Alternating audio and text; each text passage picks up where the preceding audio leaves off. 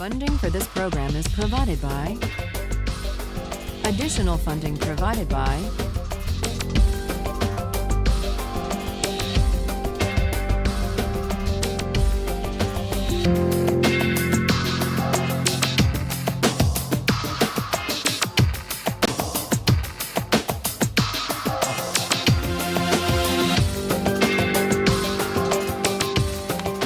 When we ended last time, we were discussing Locke's idea of government by consent. And the question arose, what are the limits on government that even the agreement of the majority can't override? That was the question we ended with. We saw, in the case of property rights, that on Locke's view, a democratically elected government has the right to tax people. It has to be taxation with consent because it does involve the taking of people's property for the common good. But it doesn't require the consent of each individual at the time the tax is enacted or collected. What it does require is a prior act of consent to join the society, to take on the political obligation. But once you take on that obligation, you agree to be bound by the majority. So much for taxation. But what you may ask about the right to life, can the government conscript people and send them into battle? What about the idea that we own ourselves? Isn't the idea of self-possession violated if the government can, through coercive legislation and enforcement powers, say, you must go risk your life to fight in Iraq? What would Locke say? Does the government have the right to do that? Yes. In fact, he says in 139, he says, what matters is that the political authority or the military authority not be arbitrary. That's what matters. And he gives a wonderful example. He says a sergeant, even a sergeant, let alone a general, a sergeant can command a soldier to go right up to the face of a cannon where he is almost sure to die. That the sergeant can do. The general can condemn the soldier to death for deserting his post or for not obeying even a desperate order. But with all their power over life and death, what these officers can't do is take a penny of that soldier's money. Because that has nothing to do with the rightful authority. That would be arbitrary, and it would be corrupt. So consent winds up being very powerful in Locke, not consent of the individual to the particular tax or military order, but consent to join the government and to be bound by the majority in the first place. That's the consent that matters. And it matters so powerfully that even the limited government created by the fact that we have an unalienable right to life, liberty, and property, even that limited government is only limited in the sense that it has to govern by generally applicable laws, the rule of law. It can't be arbitrary. That's Locke. Well, this raises a question about consent. Why is consent such a powerful moral instrument in creating political authority and the obligation to obey?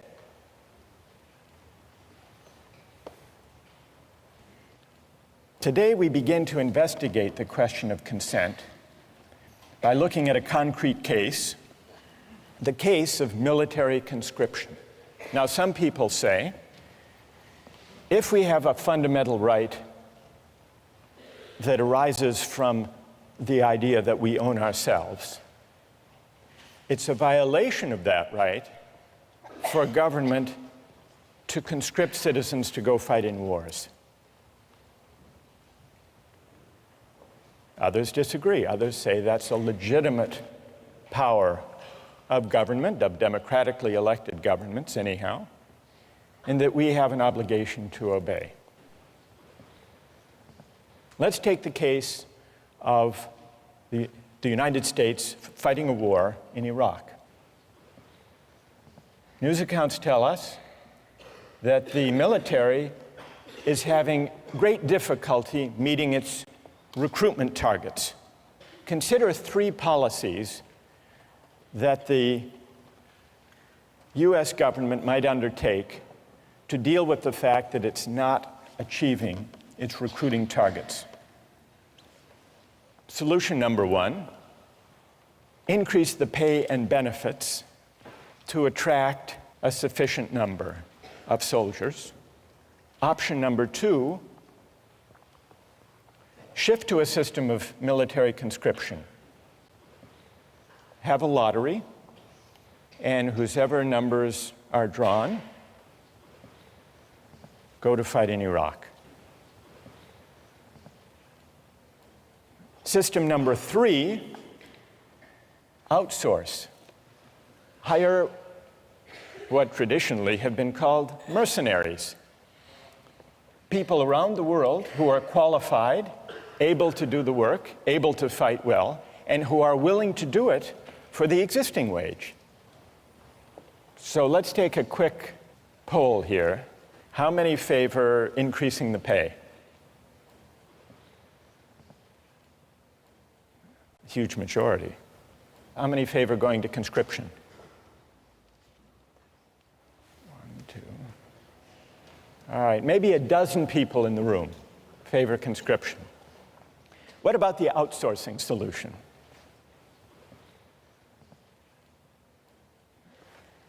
Okay, so there may be about 2-3 dozen.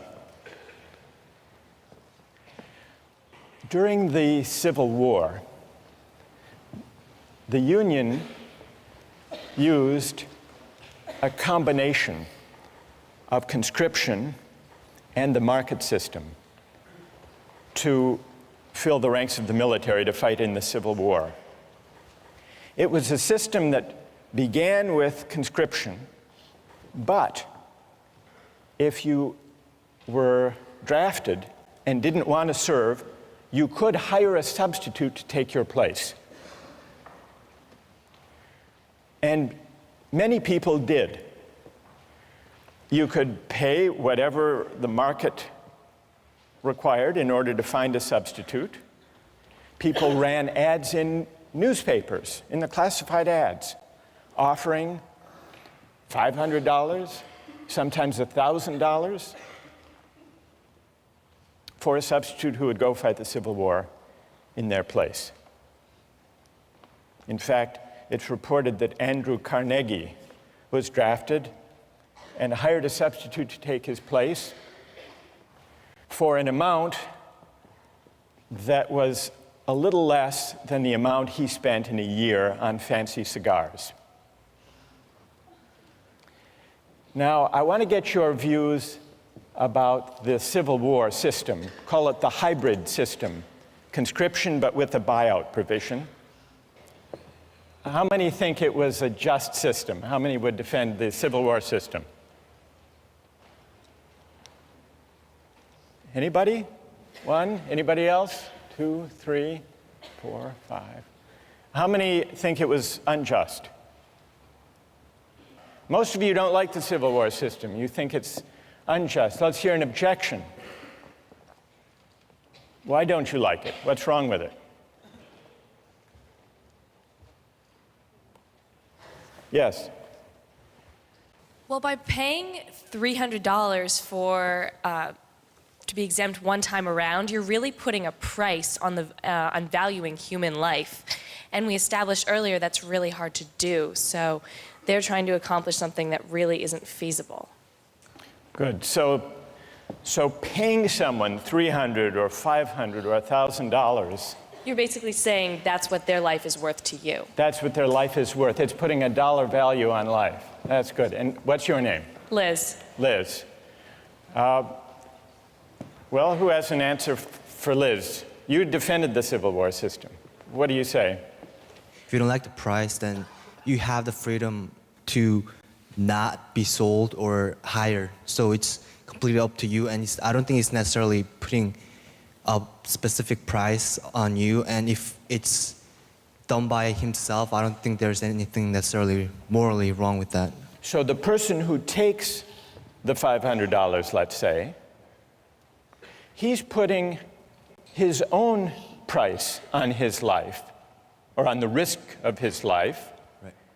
and he should have the freedom to choose to do that. Exactly. What's your name? Jason? Jason, thank you. Now we need to hear from another critic of the Civil War system.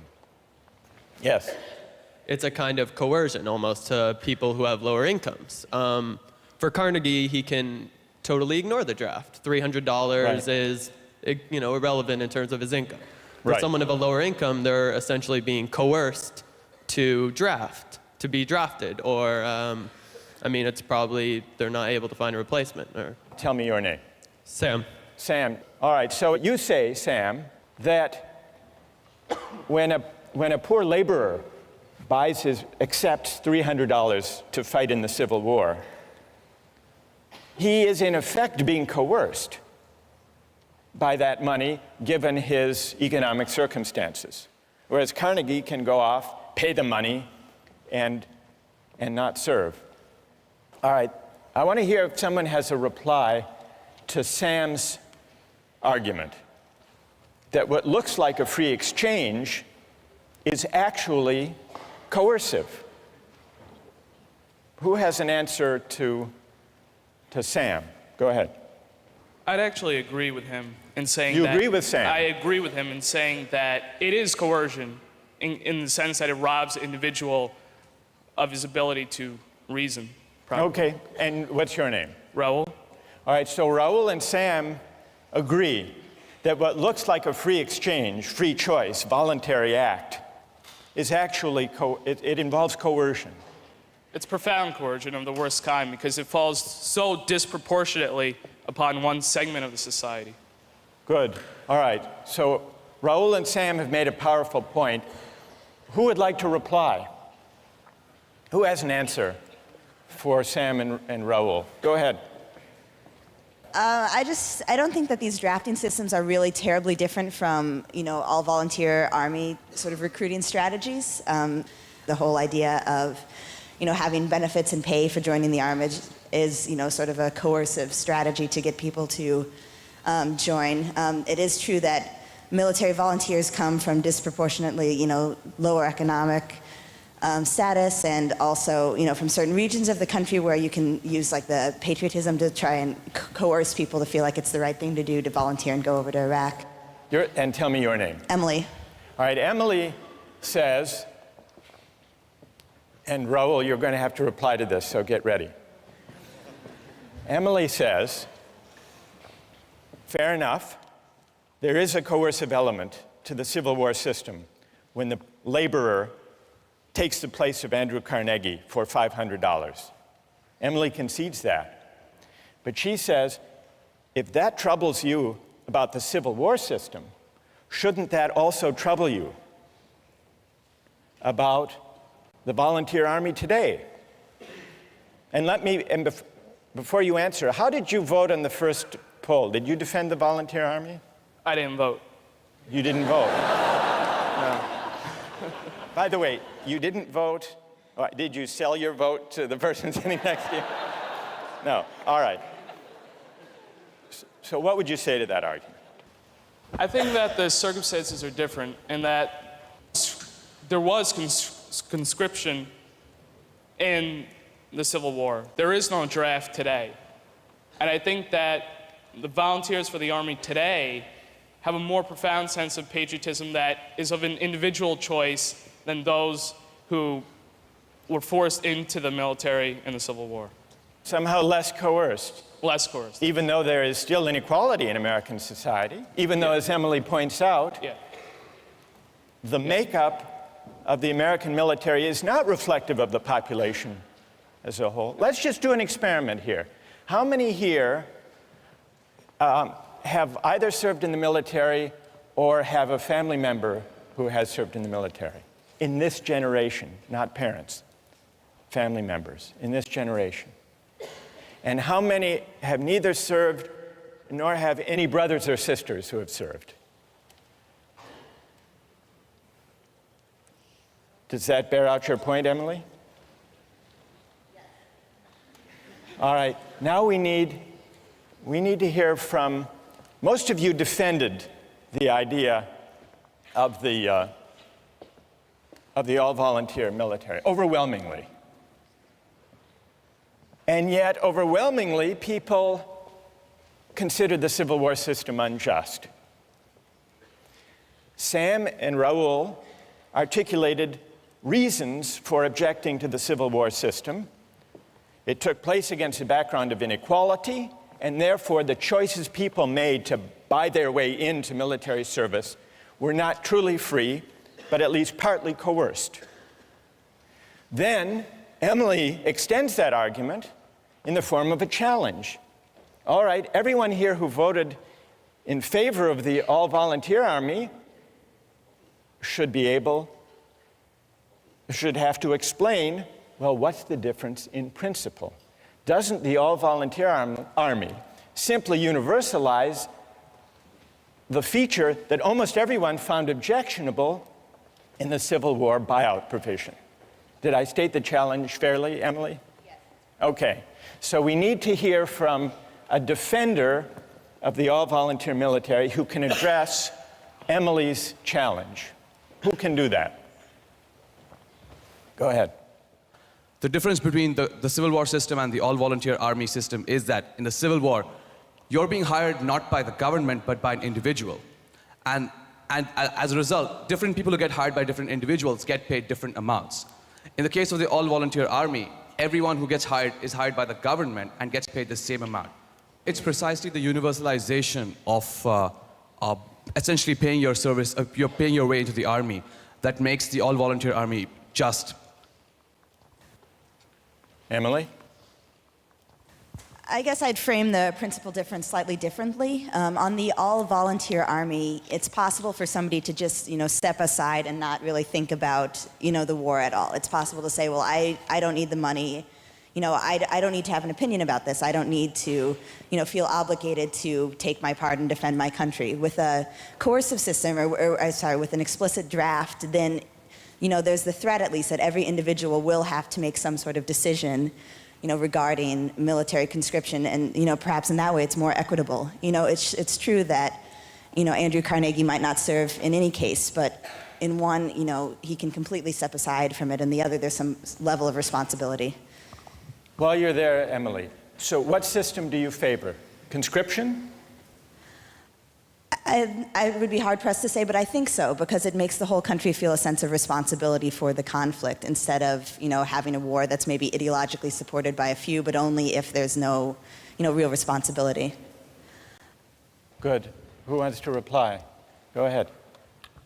So I was going to say that the fundamental difference between the all-volunteer army and then the army in the Civil War is that in the all-volunteer army, if you want to volunteer, that comes first, and then the pay comes after. Whereas in the Civil War system, the people who are accepting the pay aren't necessarily doing it because they want to. They're just doing it for the money first. What motivation beyond the pay do you think is operating in the case of the all-volunteer army? Like patriotism for the country. Patriotism. Well, what about and pay? a desire to defend the country. I mean, Right. there is some motivation in pay, but the fact that it's first and foremost an all-volunteer army will motivate them first, I think, personally. Do you think it's better, and tell me your name. Jackie? Jackie, do you think it's better if people serve in the military out of a sense of patriotism than just for the money? Yes, definitely, because the people that was one of the main problems in the Civil War Army, is that the people that you're getting to go in it, or to go to war, aren't necessarily people who want to fight, and so they won't be as good soldiers as they will be had they been there because they wanted to be. All right, what about Jackie's having raised the question of patriotism? That patriotism is a better or a higher motivation than money for military service. Who would like to address that question? Go ahead.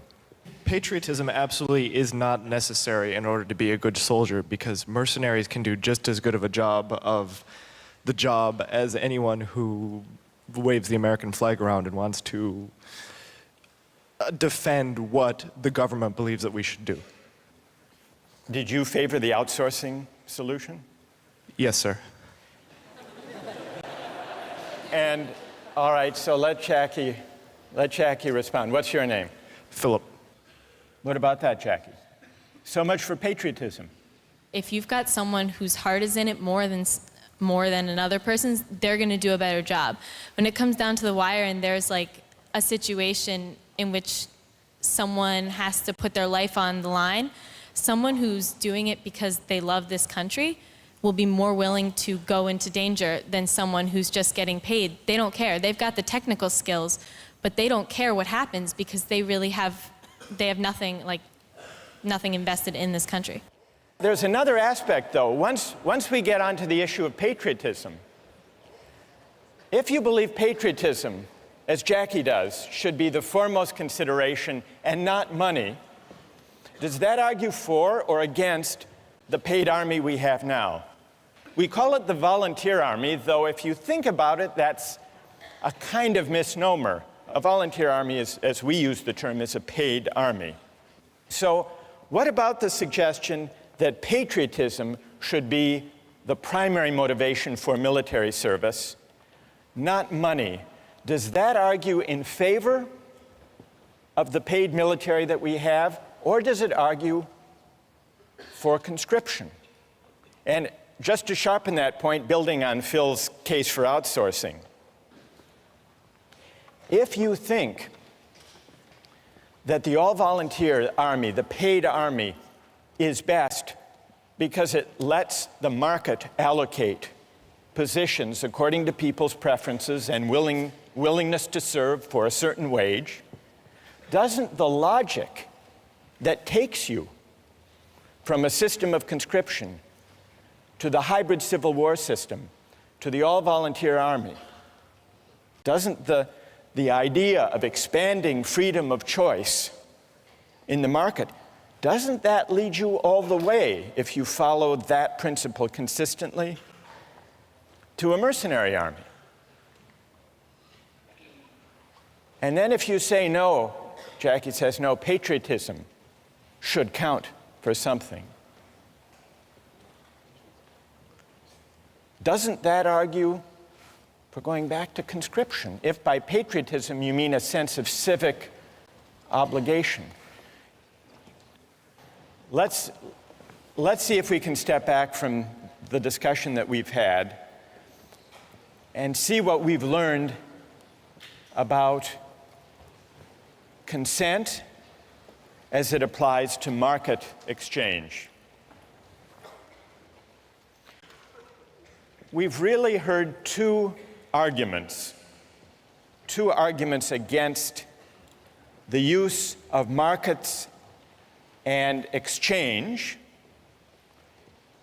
in the allocation of military service. One was the argument raised by Sam and Raul, the argument about coercion. The objection that letting the market allocate military service may be unfair and may not even be free if there's severe inequality in the society, so that people who buy their way into military service are doing so not because they really want to, but because they have so few economic opportunities that that's their best choice. And Sam and Raul say there's an element of coercion in that. That's one argument. Then there is a second objection to using the market to allocate military service. That's the idea that military service shouldn't be treated as just another job for pay because it's bound up with patriotism and civic obligation. This is a different argument from the argument about unfairness and inequality and coercion. It's an argument that suggests that maybe where civic obligations are concerned, we shouldn't allocate duties and rights by the market. Now, we've identified two broad objections. What do we need to know to assess those objections? To assess the first, the argument from coercion, inequality, and unfairness, Sam, we need to ask what inequalities in the background conditions of society undermine the freedom of choices people make to buy and sell their labor. Question number one. Question number two, to assess the civic obligation patriotism argument, we have to ask, what are the obligations of citizenship? Is military service one of them or not? What obligates us as citizens? What is the source of political obligation? Is it consent, or are there some civic obligations we have even without consent for living and sharing in a certain kind of society? We haven't answered either of those questions, but our debate today about the Civil War system and the all-volunteer army has at least raised them, and those are questions we're going to return to in the coming weeks.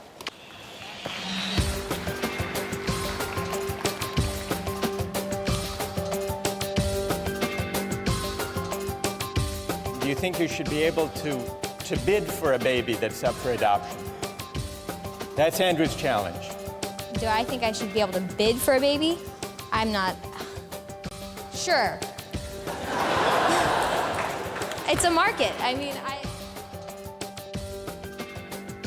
Today, I'd like to turn our attention and get your views about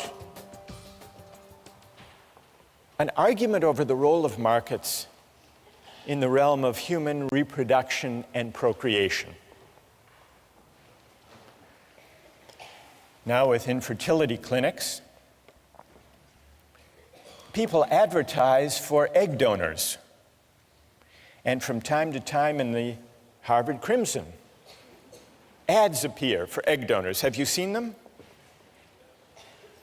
There was one that ran a few years ago that wasn't looking for just any egg donor. It was an ad that offered a large financial incentive for an egg donor from a woman who was intelligent, athletic, at least 5'10", and with at least 1,400 or above on her SATs.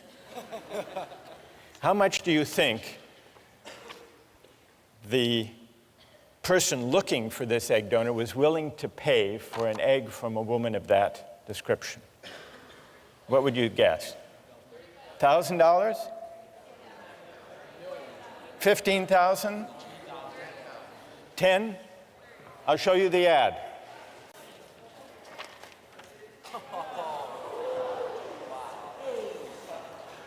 $50,000 for an egg,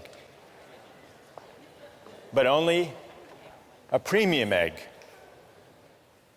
What do you think about that? Well, there are also sometimes ads in the Harvard Crimson and other college newspapers for sperm donors. So the market in reproductive capacities is an equal opportunity market. Well, not exactly equal opportunity. They're not offering $50,000 for sperm. But there is a company, a large commercial sperm bank, that markets sperm. It's called California Cryobank. It's a for-profit company. It imposes exacting standards on the sperm it recruits. And it has offices in Cambridge between Harvard and MIT, and in Palo Alto near Stanford. Cryobank's marketing materials play up the prestigious source of its sperm. Here is from the website of Cryobank the information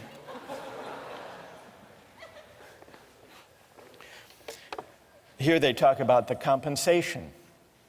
Although compensation should not be the only reason for becoming a sperm donor, we are aware of the considerable time and expense involved in being a donor.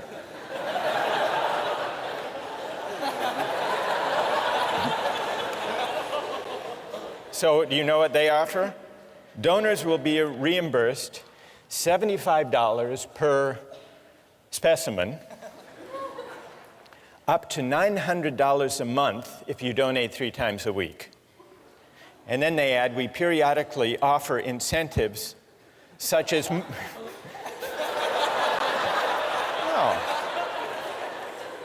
such as movie tickets or gift certificates for the extra time and effort expended by participating donors. It's not easy to be a sperm donor. They accept fewer than 5% of the donors who apply. Their admission criteria are more demanding than Harvard's. The head of the sperm bank said the ideal sperm donor is 6 feet tall, with a college degree, brown eyes, blonde hair, and dimples. For the simple reason that these are the traits that the market has shown the customers want. Quote, quoting the head of the sperm bank, if our customers wanted high school dropouts, we would give them high school dropouts. So here are 2 instances, the market in eggs for donation and the market in sperm, that raise a question about whether eggs and sperm should or should not be bought and sold for money. As you ponder that, I want you to consider another case involving a market and, in fact, a contract in the human reproductive capacity. And this is the case of commercial surrogate motherhood. And it's a case that wound up in court some years ago. It's the story of Baby M. It began with William and Elizabeth Stern, a professional couple, wanting a baby, but they couldn't have one on their own, at least not without medical risk to Mrs. Stern. They went to an infertility clinic where they met Mary Beth Whitehead, a 29-year-old mother of 2, the wife of a sanitation worker. She had replied to an ad that the center had placed, seeking the service of a surrogate mother.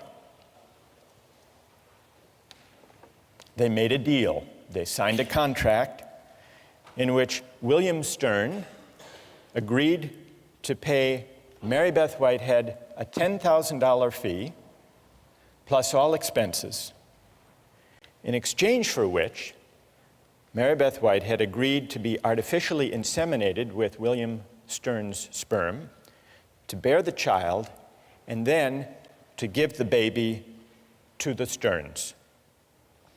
Well, you probably know how the story unfolded. Mary Beth gave birth and changed her mind. She decided she wanted to keep the baby. The case wound up in court in New Jersey. So let's put aside any legal questions and focus on this issue as a moral question. How many believe that the right thing to do in the Baby M case would have been to uphold the contract, to enforce the contract? And how many think the right thing to do would have been not to enforce that contract? So it's about, the majority say enforce. So let's now hear the reasons that people had, either for enforcing or refusing to enforce this contract.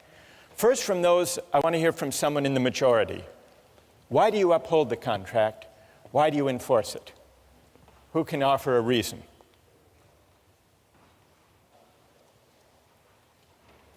Yes. Stand up.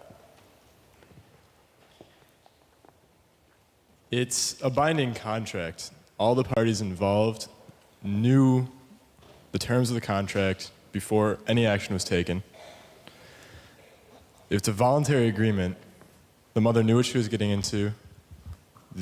All four intelligent adults, regardless of formal education, whatever. So it makes sense that if you know what you're getting into beforehand and you make a promise, you should uphold that promise in the end. Okay. A deal is a deal, in other words. Exactly. And what's your name? Patrick. Is Patrick's reason the reason that most of you in the majority favored upholding the contract? Yes? All right, let's hear now someone who would not enforce the contract. What do you say to Patrick? Why not? Yes. Well, I mean, I agree. I think contracts should be upheld when all the parties know all the information. But in this case, I don't think there's a way a mother, before the child exists, could actually know how she's going to feel about that child. So I don't think the mother actually had all the information. She didn't know the person that was going to be born and didn't know how much she would love that person. So that's my argument. So you would not, and what's your name? Evan Wilson. Evan says he would not uphold the contract because when it was entered into, the surrogate mother couldn't be expected to know in advance how she would feel. So she didn't really have the relevant information when she made that contract. Who else? Who else would not uphold the contract? Yes. I also think that a contract should generally be upheld, but I think that the child has an inalienable right to its actual mother, and I think that if that mother wants it, then that child should have the right to that mother. You mean the biological mother, not the adoptive mother? Right. And why is that? First of all, tell me your name. Anna? Anna. Why is that, Anna? Because I think that that bond that is created by nature is stronger than any bond that is created by, a contract. Good, thank you. Who else? Yes. I disagree. I don't think that a child has an inalienable right to her biological mother. I think that adoption and surrogacy are both legitimate trade-offs. And I agree with the point made that it's a voluntary agreement. An individual made it's a voluntary agreement, and you can't apply coercion to this argument. You can't apply the objection from coercion to this argument. Correct. What's your name? Kathleen. Kathleen, what do you say to Evan that though there may not have been, Evan claimed that the consent was tainted not by coercion but by lack of adequate information.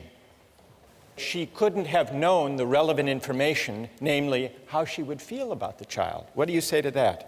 I don't think the emotional content of her feelings plays into this. I think in a case of law, in the justice of this scenario, her change of feelings are not relevant. If I give up my child for adoption and then I decide later on that I really want that child back, too bad. It's a trade-off. It's a trade-off that the mother has made. So a deal is a deal. You agree with Patrick? I agree with Patrick. A deal is a deal. Yes. Good.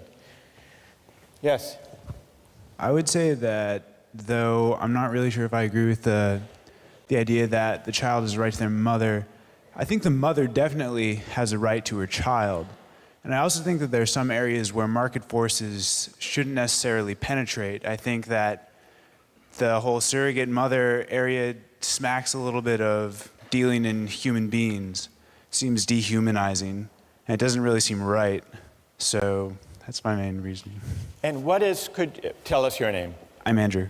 Andrew, what is dehumanizing about buying and selling the right to a child for money? What is dehumanizing about it? Well, because you're buying someone's biological right. I mean, you can't, in the law, as it's said, you can't sell your own child. Like, were you to have a child, I believe that the law prohibits you selling it to another person or selling it So this is as like slavery. baby selling? Right. To a certain extent. I mean, though there is a contract with another person, you've made agreements and whatnot, there is an undeniable emotional bond that takes place between a mother and a child. And it's wrong to simply ignore this because you've written out something contractually. All right, you want to reply to Andrew? Stay there. You point out there's an undeniable emotional bond. I feel like in this situation, we're not necessarily arguing against adoption or surrogacy in itself. We're just sort of pointing out the emotional differences. Well, but wait, I mean, it's easy to break everything down to numbers and say, oh, we have contracts like you're buying and selling a car. But there are underlying emotions. I mean, you're dealing with people. I mean, these are not objects to be bought and sold. All right, what about Andrew's claim that this is like baby selling? I believe that adoption and surrogacy should be permitted. Whether or not I actually will partake in it is not really relevant, but I think that the government should give its citizens the rights to allow for adoption and surrogacy. But adoption is not, according to Is the law. adoption baby selling? Well, do you think you should be able to bid for a baby that's up for adoption? That's Andrew's challenge. Do I think I should be able to bid for a baby? I'm not sure. It's a market. I mean, I feel like the extent to which it's been applied, I'm not sure if the government should be able to permit it, and I have to think about it more, but... All right, fair enough. Are you satisfied, Andrew? Well, yeah, I mean, I think surrogacy should be permitted. I think that people can do it, but I don't think that it should be forced upon people that once the contract is signed, it's absolutely like the end all. I think that it's unenforceable. So people should be free, Andrew, to enter into these contracts, but it should not be enforceable in a court? Not in a court, no. Who would like to join on one side or the other? Yes? I think I have an interesting perspective on this because my brother was actually one of the people who donated to a sperm bank, and he was paid a very large amount of money. He was 6 feet tall, but not blonde. He had dimples, though. So he actually has... I'm an aunt now, and he has a daughter. He donated his sperm to a lesbian couple in Oklahoma, and he has been contacted by them, and he has seen pictures of his daughter, but he still does not feel an emotional bond to his daughter. He just has a sense of curiosity about what she looks like and what she's doing and how she is. He doesn't feel love for his child. So from this experience, I think the bond between a mother and a child cannot be compared to the bond between the father and the child. That's really interesting. What's your name? Vivian. Vivian. So we've got the case of surrogacy, commercial surrogacy. And it's been compared to baby selling, and we've been exploring whether that analogy is apt. And it can also be compared, as you point out, to sperm selling. But you're saying that sperm selling and baby selling, or even surrogacy, are very different because yes, they're unequal services. They're unequal services. Mm-hmm. And that's because, Vivian, you say that the tie, the bond. Yes, and also the time investment that's given by a mother, 9 months, cannot be compared to a man, going into a sperm bank, looking at pornography, and, depositing into a cup. I don't think those are equal. Good. All right. So we...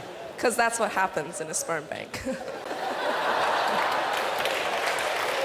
All right. right, so this is really interesting. We have,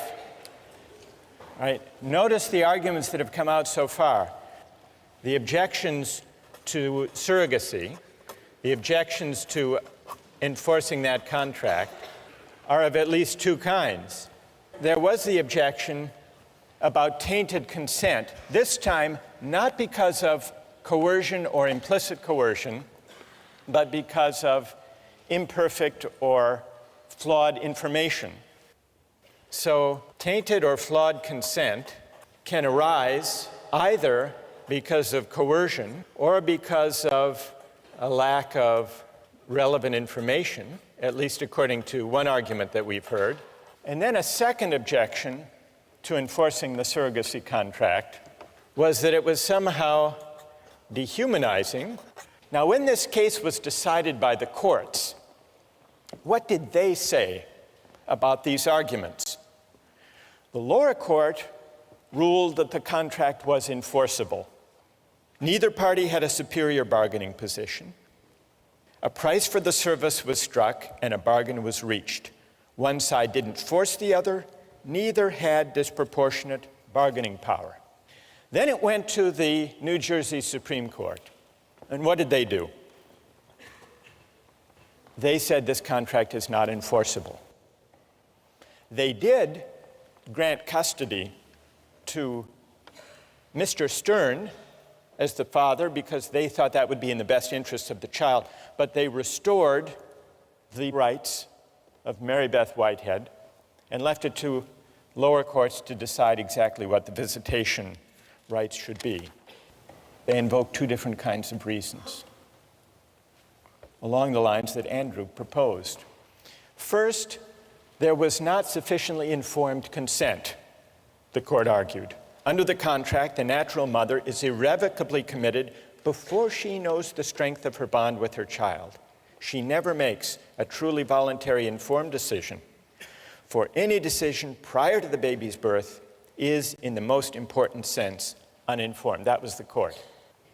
Then, the court also made a version of the second argument against commodification in this kind of case.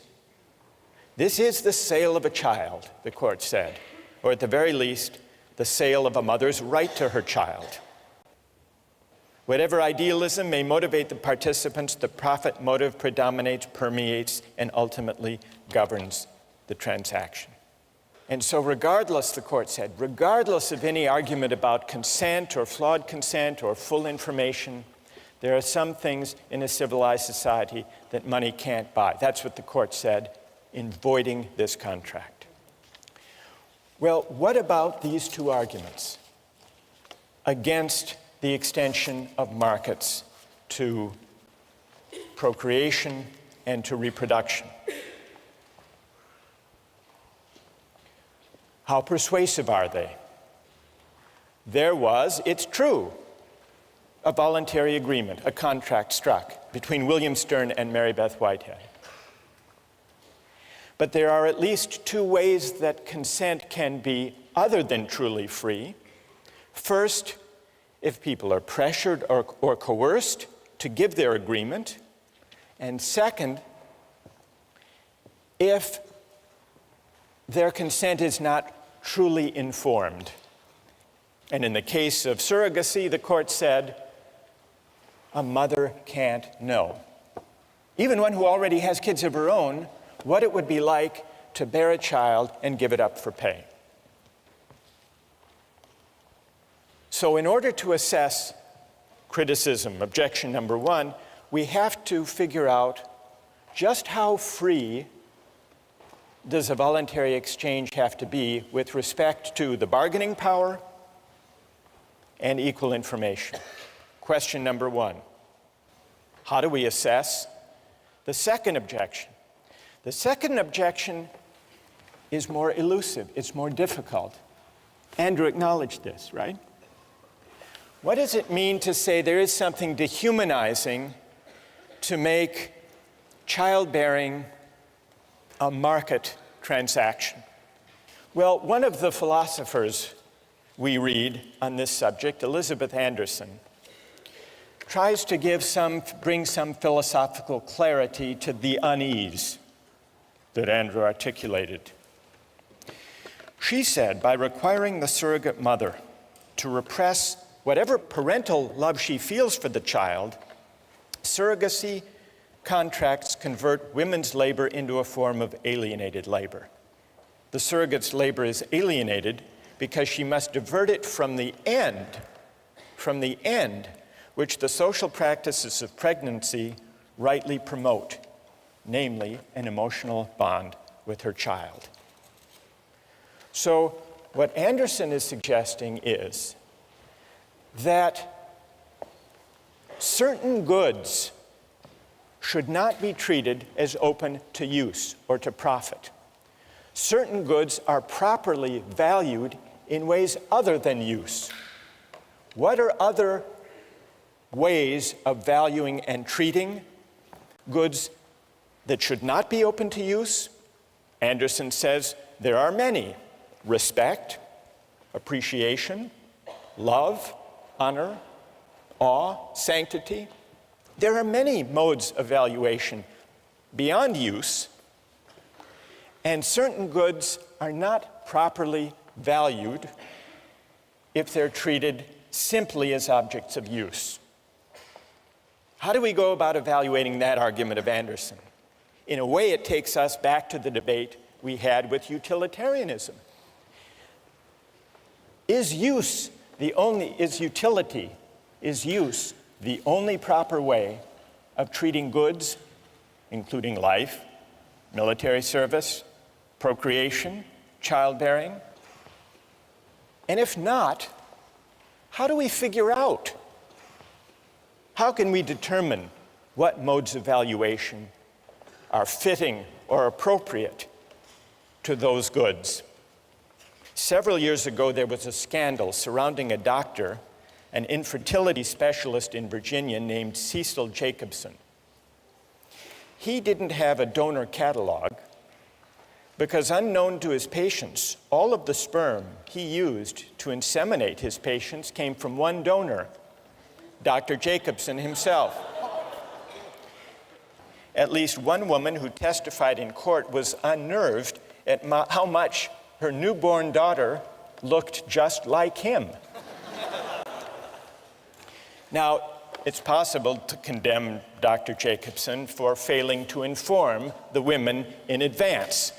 That would be the argument about consent. The columnist Ellen Goodman described the bizarre scenario as follows. Dr. Jacobson, she wrote, gave his infertility business the personal touch. But now the rest of us, she wrote, are in for a round of second thoughts about sperm donation. Goodman concluded that fatherhood should be something you do, not something you donate. And I think what she was doing, and what the philosopher Elizabeth Anderson is doing, and what Andrew was suggesting with his argument about dehumanization, is pondering whether there are certain goods that money shouldn't buy, not just because of tainted consent, but also perhaps because certain goods are properly valued in a way higher than mere use. Those, at least, are the questions we're going to pursue with the help of some philosophers in the weeks to come.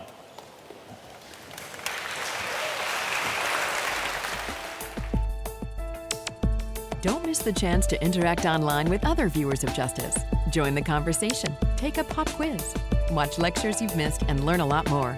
Visit justiceharvard.org. It's the right thing to do.